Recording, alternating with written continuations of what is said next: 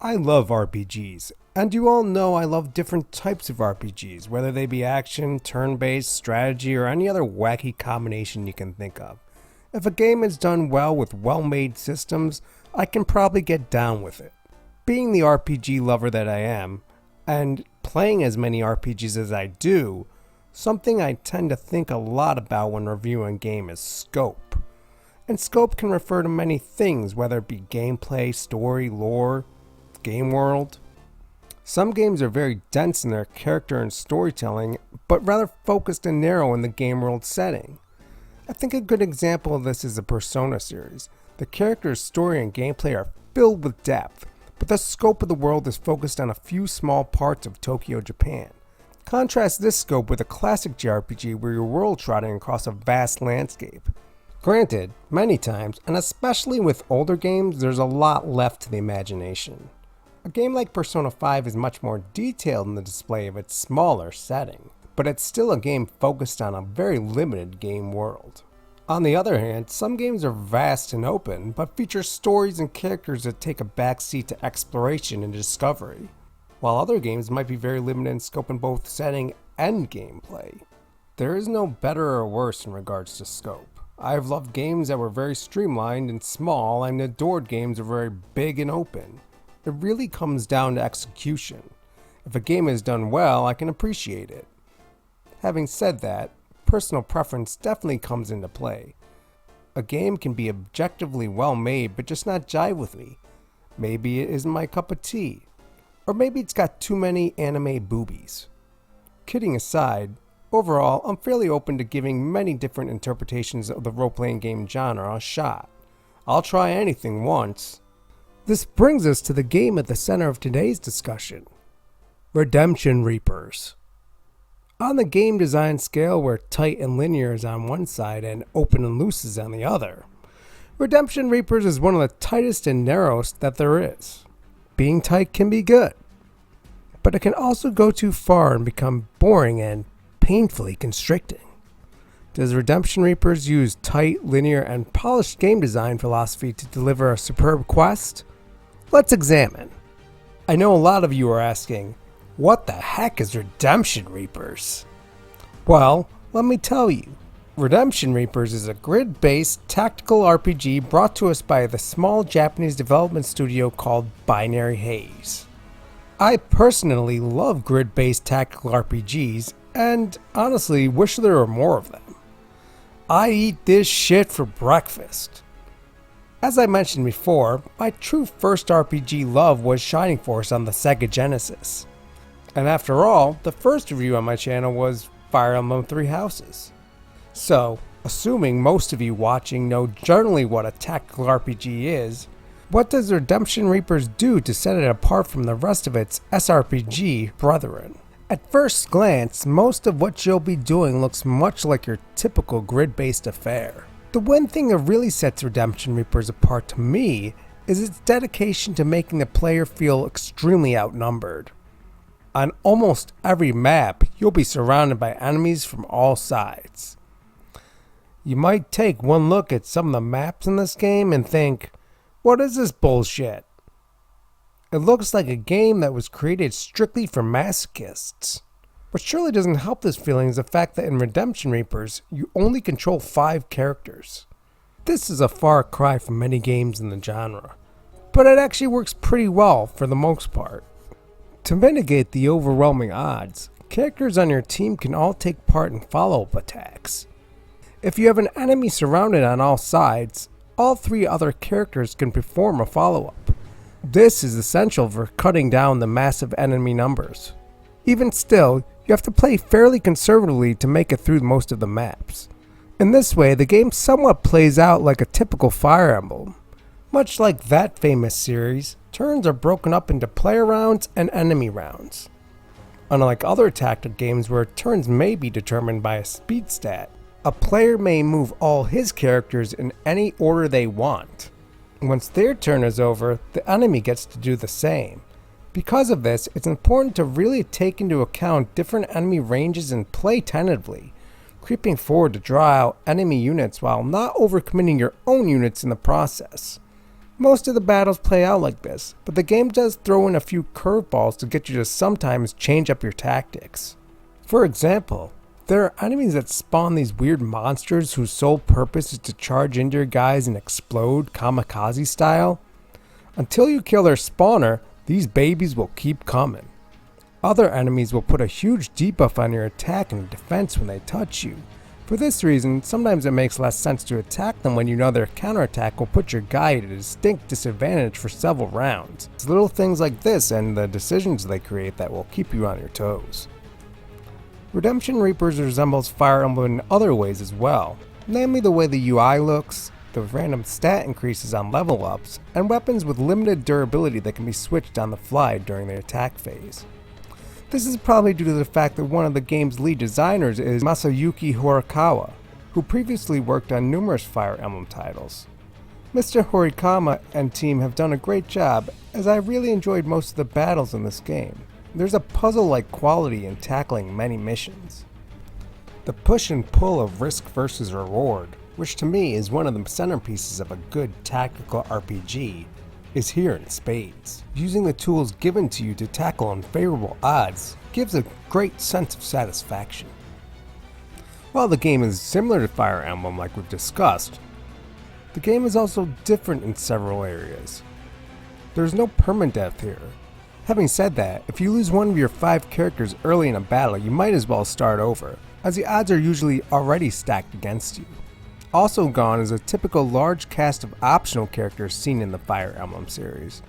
You're going to be stuck with the 5 main characters and that's it. But just because you'll be spending all your time with these characters doesn't mean you'll be getting to know them very well. Gone are all affinity levels and support type conversations. In fact, the game is very light on story in general. This works both in the game's favor and to its detriment. Like I mentioned earlier, the design philosophy is built around a very tight, streamlined experience. There are no towns, and the general flow of the game never deviates from the cycle of battle, cutscene, battle. There are no real side quests, and the only side activity takes place in the form of replaying old maps for experience and occasional items. There are some key differences in the battle system as well. For one, Redemption Reapers utilizes an action point system during player turns to dictate how characters can act. While in most Fire Emblem games, each unit can basically just use an attack or magic during their turn. The characters in Redemption Reapers are all equipped with different skills and abilities that help to define their roles in battle. Sarah is sorta like a fast rogue with evasive skills. Glenn is a typical offensive all-rounder with high attack and decent defense. Urs is a big giant tank. Lug is a glass cannon with the highest offensive output and a very useful ability to preemptively attack enemy units when targeted. And Karen is a long-range bow user with healing and support skills. The game also features a skill tree to further give customization options for building characters, which has never been seen in a Fire Emblem. Even though the number of party units is small, the game uses this to its advantage to provide a polished, fairly balanced experience. It's fun to figure out how to utilize each unit's strengths to put together strategies to overcome seemingly insurmountable odds. Resources are limited in Redemption Reapers. Heck, everything is limited in Redemption Reapers. Let's take a look at this information screen for a second. The game is literally telling you how small and focused it is. It's clearly a design choice, and I commend it for being so brazenly confident in its small scope. You can see that there are only a limited amount of enemies, human characters, and items included in the whole game. The developers are letting you know from the start that there's just not that much in this game. When I first saw this screen, I was a little bummed out. I generally prefer my quests to be a little meatier. But I can see the reason for why the developers did this, and once again applaud them for their commitment to this very focused game design philosophy. Similar to the gameplay, the overall presentation of Redemption Reapers adheres to a very specific aesthetic. Everything is dark, dirty, and grimy. Even though this is a Japanese game, you won't see any anime characters here. Everything looks a bit more like a Western game at first glance. After you play a while, you will start to see certain Japanese stylizations. I especially think the main character looks very much like a Japanese game heroine. And the dude with the mask? You can kind of see how a Japanese developer would create that character and think he's badass. They never explain why he wears the mask, and you never see his face. There's also this weird uncanny look to some of the characters when they speak in cutscenes. It's hard to explain, but it really looks more like a Japanese company making a Western style game and not one you'd actually mistake for being made by a Western developer. Overall, I do dig the look. I've mentioned before my affinity for horror adjacent RPGs, and this fits nicely into that description. While enemy design is somewhat lacking in variety, some are really cool looking. Nice dark ass imagery here. The music also follows a very focused philosophy in terms of its composition. It's very well done though and matches the look of the game nicely. Everything is orchestral and uses minor scales. It all kind of sounds scary or sad and dramatic. I like it. Not a bad soundtrack. So overall, I do think the game does a good job in providing a fun, solid, sometimes addictive experience. It's at its best when you're using your small troop of guys to cut down the ugly and sometimes horrific looking baddies of the Mort army. Why are you killing all these Mort? Well, they're evil. They're evil bad monsters. Does the game provide you with any backstory about why they're evil or why they're killing people?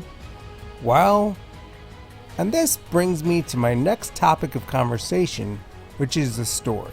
This next part does sort of delve into some spoilers, so if you plan on playing the game and don't want to be spoiled, you might want to tune out. The same limited scope and design philosophy that I've been talking about this whole review carries over to the story department as well.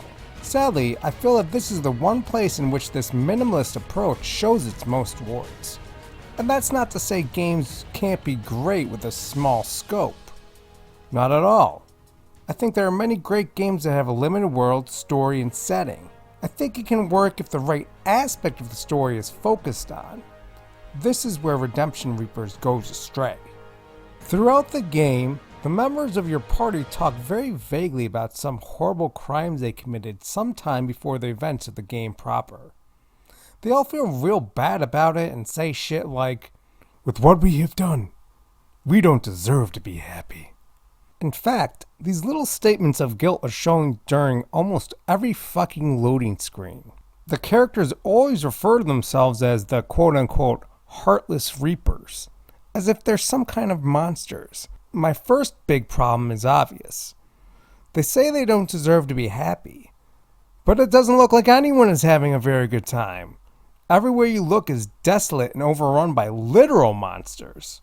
You might not deserve to be happy, but little Timmy didn't deserve to get eaten by orcs either. I suppose maybe the characters are supposed to be showing some sort of survivor's guilt, but it's one of those situations where perhaps the lucky ones are dead. One of the big problems with the story is that it's all really too much tell and not show.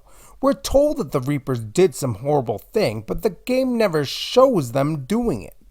The game treats the anticipated revelation of their past misdeeds as the story's central mystery. Outside of it, there isn't much at all interesting going on with the plot. Every mission provides some sort of reason for why the characters are there doing what they're doing, like defending a town or escaping to some sort of different location to rendezvous with informants, but there is no real goal or overarching narrative.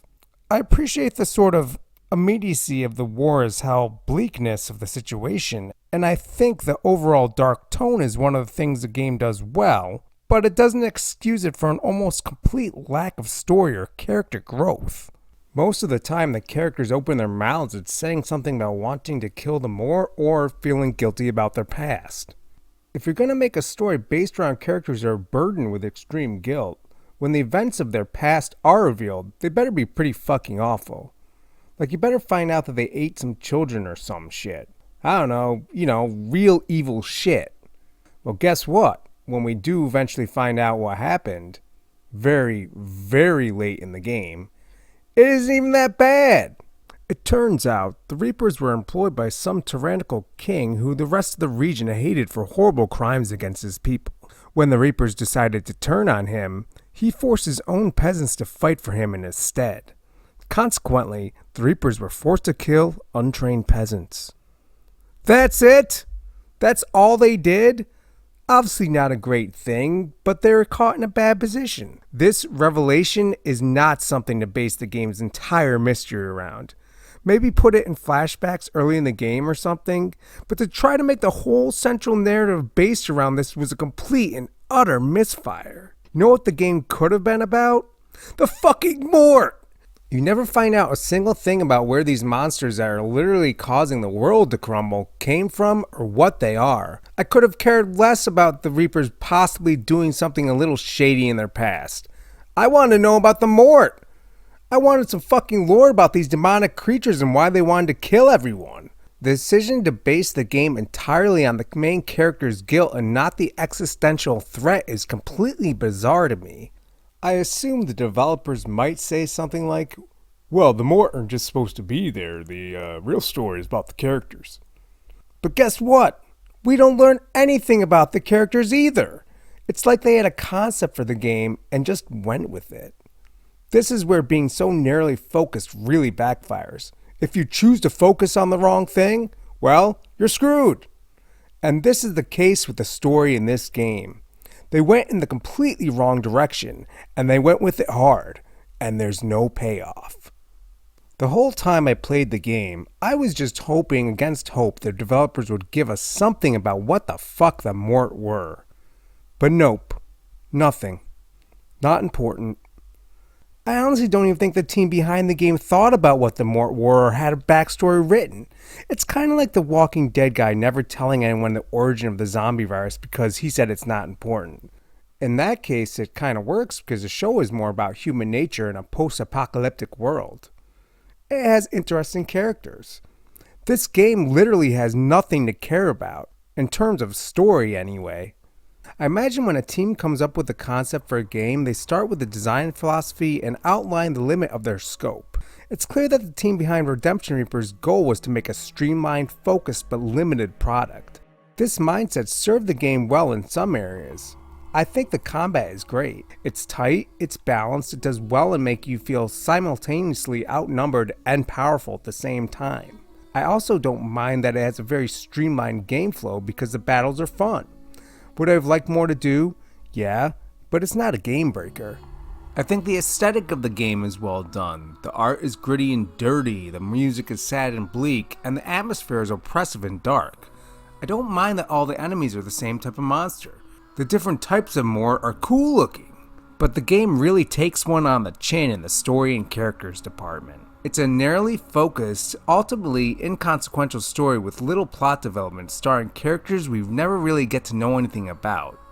Redemption Reapers is a solid video game with cool imagery, but a really bad story. Something about the ending really let me down and left a bad taste in my mouth. For that reason, I'm giving Redemption Reapers a 7.5. Thanks for watching, everybody.